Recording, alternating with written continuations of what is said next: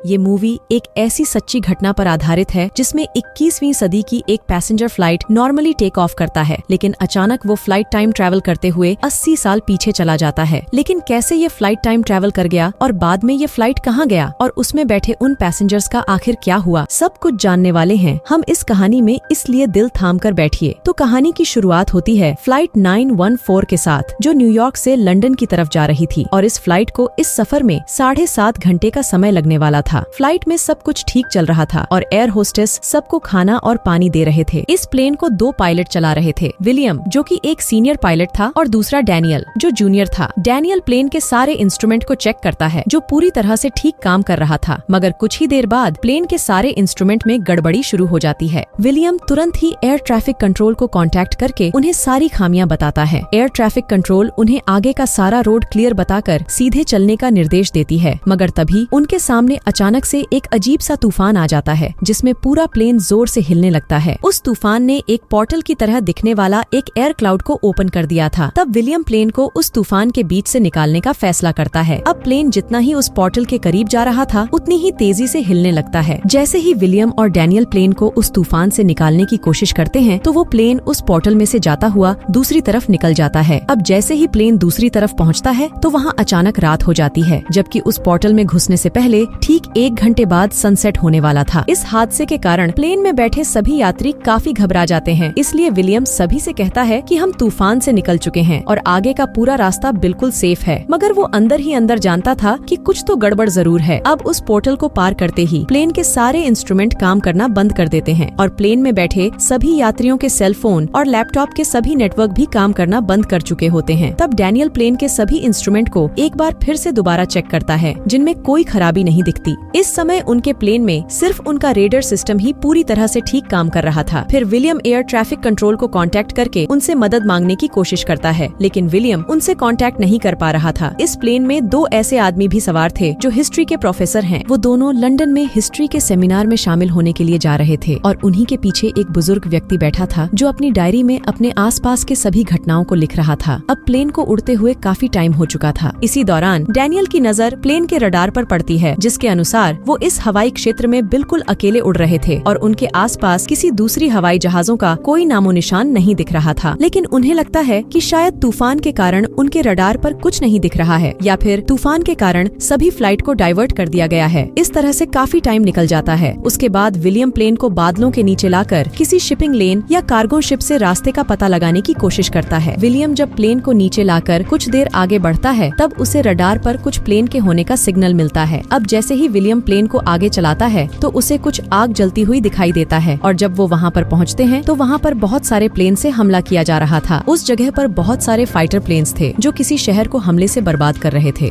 ये सब देखकर दोनों पायलट्स और सभी यात्री काफी चौंक जाते हैं और उन लोगों को कुछ भी समझ नहीं आ रहा था कि आखिर वहाँ पर क्या हो रहा है। तभी कुछ फाइटर प्लेन्स उनके पीछे लग जाते हैं। तभी विलियम प्लेन को बचाने के लिए वापस बादलों के ऊपर चला जाता है, मगर उस प्लेन में बैठे 2 यात्री बेनेट और डैन जो हिस्ट्री के प्रोफेसर थे वो उन जहाजों को देखकर सब कुछ समझ जाते हैं। अब ये दोनों तुरंत जाकर विलियम को बताते हैं कि उन्होंने जो फाइटर प्लेन्स देखी है वो जियो 88 थे, जिन प्लेन्स को 1945 के बाद फिर से कभी नहीं देखा गया। जून 1940 में जर्मन सेना इन्हीं प्लेन से फ्रांस पर बॉम्बिंग की थी और वो जब से उस पोर्टल से निकले हैं तब से उनका कोई भी इंस्ट्रूमेंट काम नहीं कर रहा है, क्योंकि वो लोग उस पोर्टल के द्वारा टाइम ट्रैवल कर चुके थे और वो लोग 1940 में पहुंच गए थे जहां पर वर्ल्ड वॉर 2 चल रहा था। अब पहले तो कैप्टन विलियम उनकी बातों पर यकीन नहीं कर रहा था, लेकिन बेनेट और डैन की बातों से उसे भी यकीन हो जाता है कि वो टाइम ट्रैवल कर चुके हैं। जिसके बाद बेनेट और डैन वर्ल्ड वॉर 2 की सारी जानकारी जुटाकर उस जगह का नक्शा बनाने की कोशिश में लग जाते हैं ताकि वो अपनी लोकेशन का पता लगा सके, और कैप्टन विलियम लगातार एटीसी से कांटेक्ट करने की कोशिश में लग जाते हैं। तभी उनका कांटेक्ट नाइजेल नाम के एक सैनिक से होता है। विलियम उससे कहता है कि वो लोग रास्ता भटक गए हैं और फंस चुके हैं। नाइजेल उसे बताता है कि वो लोग जर्मन सेना के वर्ल्ड वॉर जोन में उड़ान भर रहे हैं और उन्हें वहाँ पर नहीं होना चाहिए। विलियम और डैनियल को नाइजेल से पता चलता है कि वो लोग 17 जून 1914 में आ गए हैं जहाँ पर वर्ल्ड वॉर 2 चल रहा था और इस समय जर्मन फ्रांस पर हमला कर रहा है। इसी दौरान बेनेट और डैन अपनी लोकेशन का अंदाजा लगाकर कैप्टन के पास पहुँच जाते हैं, मगर प्लेन में बैठा एक दूसरा आदमी उनकी सारी बातें सुन लेता है और प्लेन में बैठे सभी यात्रियों को बता देता है, जिससे उन सभी यात्रियों में टेंशन का माहौल क्रिएट हो जाता है। अब प्लेन को लगातार उड़ते हुए 150 मिनट हो चुके थे, जिसके कारण फ्लाइट का फ्यूल आधा हो चुका था। था। उसके बाद विलियम नाइजेल से कांटेक्ट करता है और उससे प्लेन को लैंड कराने के लिए सुरक्षित रनवे मांगता है ताकि वो फ्यूल खत्म होने से पहले अपने फ्लाइट को लैंड करा सके। मगर नाइजेल उसे बताता है कि जर्मन सेना को उनके प्लेन के वो जोन में होने का पता चल चुका है और वो उन पर हमला करने की प्लान बना रहे हैं। इसलिए नाइजेल विलियम से अपने प्लेन का रास्ता बदलकर वापस बादलों के ऊपर जाने के लिए कह देता है। मगर उनके बादलों के ऊपर जाने से पहले ही जर्मन सेना के कई सारे फाइटर प्लेन्स वहाँ पर आकर उन पर अटैक कर देते हैं और विलियम और डैनियल दोनों मिलकर अपने प्लेन को उनकी हमले से बचाने की कोशिश में लग जाते हैं। मगर जर्मन फाइटर प्लेन्स उन पर लगातार अटैक करते जा रहे थे। तभी विलियम प्लेन को तेजी से नीचे ले जाकर तुरंत ऊपर ले जाता है, जिससे कुछ जर्मन प्लेन्स जमीन में टकराकर तबाह हो जाते हैं। लेकिन उन फाइटर प्लेन्स की फायरिंग में एक गोली डैनियल को छूकर निकल जाती है, जिसे डैनियल घायल हो जाता है। और फिर विलियम प्लेन को तुरंत बादलों के ऊपर ले जाकर जर्मन फाइटर प्लेन्स की रेंज से दूर निकल जाता है। अब इस हमले में प्लेन के सभी यात्री बहुत घबरा जाते हैं। तभी कैप्टन विलियम सभी लोगों को सच्चाई बताने का फैसला करता है और उन लोगों को प्लेन के द्वारा टाइम ट्रैवल करने की पूरी बात बताकर उनसे इस प्रॉब्लम से निकलने की मदद मांगता है। दरअसल उनके प्लेन के आगे वाला landing gear German fighter planes की हमले की वजह से खराब हो चुका था और इसको ठीक करने के लिए मदद की जरूरत है। तभी टेरेसा और हेक्टर उनकी मदद के लिए तैयार हो जाते हैं और अब विलियम, टेरेसा और हेक्टर उसे ठीक करने के लिए प्लेन के निचले हिस्से में चले जाते हैं। फिर हेक्टर लैंडिंग गियर के ऊपर उतरकर उसे जान की बाजी लगाकर ठीक कर देता है। अब प्लेन में सिर्फ 90 मिनट का फ्यूल बचा था और उन्हें जल्दी ही प्लेन को लैंड कराना था। फिर विलियम तुरंत वापस बादलों के नीचे आकर नाइजेल को उसी फ्रीक्वेंसी पर कांटेक्ट करता है। मगर इस दौरान जर्मन फाइटर प्लेन्स फिर से आकर उन पर हमला कर देते हैं और एक मिसाइल हमले में प्लेन की कुछ विंडोज टूट जाते हैं। विलियम अपनी होशियारी से दोनों प्लेन्स को वहाँ पे ही तबाह कर देता है और फिर से बादलों के ऊपर चला जाता है ताकि वो जर्मन फाइटर प्लेन्स से बचे रहें। इस सब में उन्हें एक बात समझ में आ जाती है कि जब भी फाइटर प्लेन्स आते हैं तब रडार उनको एक वार्निंग देता है, जिससे उन्हें फाइटर प्लेन्स के आने का पता चल जाता है। अगर यही रडार सिस्टम जमीन पर भी हो तो वो दुश्मन के प्लेन को ट्रैक कर सकते हैं, जिससे वो बचे रह सकते हैं। तब सभी मिलकर रडार सिस्टम को नाइजेल को देने का फैसला करते हैं ताकि उनके लिए एक एयर ट्रैफिक कंट्रोल सिस्टम बन पाए और दुश्मनों से दूर रहते हुए सीधे उड़ सके। उसके बाद पूरी रडार सिस्टम को तैयार करके एक टेम्परेरी पैराशूट की हेल्प से उसे एयर ड्रॉप कर देते हैं और वो रडार सिस्टम एक जंगल में जाकर गिरता है, जहाँ पर उसे ब्रिटिश सेना द्वारा ले लिया जाता है और फिर उस रडार सिस्टम को आर्मी प्लेस पर ले जाया जाता है। मगर इसी दौरान जर्मन फाइटर प्लेन्स उनके प्लेन पर फिर से हमला कर देते हैं। इसमें उस प्लेन में एक बड़ा सा होल हो जाता है और 2 यात्री प्लेन से नीचे गिर जाते हैं। अब उनके हवाई जहाज के फ्यूल लगभग खत्म होने की कगार पर था। इसी दौरान नाइजेल उस रडार सिस्टम को जल्दी से इंस्टॉल करके विलियम को वॉर जोन से निकालने का एक रास्ता बताता है। लेकिन इसी बीच जर्मन फाइटर प्लेन फ्लाइट 914 को चारों तरफ से घेर लेते हैं। तभी उन फाइटर प्लेन्स पर ब्रिटिश सेना के फाइटर प्लेन्स हमला करके उस हवाई जहाज को बचा लेते हैं। फिर जब नाइजेल 21वीं सदी की एडवांस्ड रडार सिस्टम से स्कैन कर रहा था,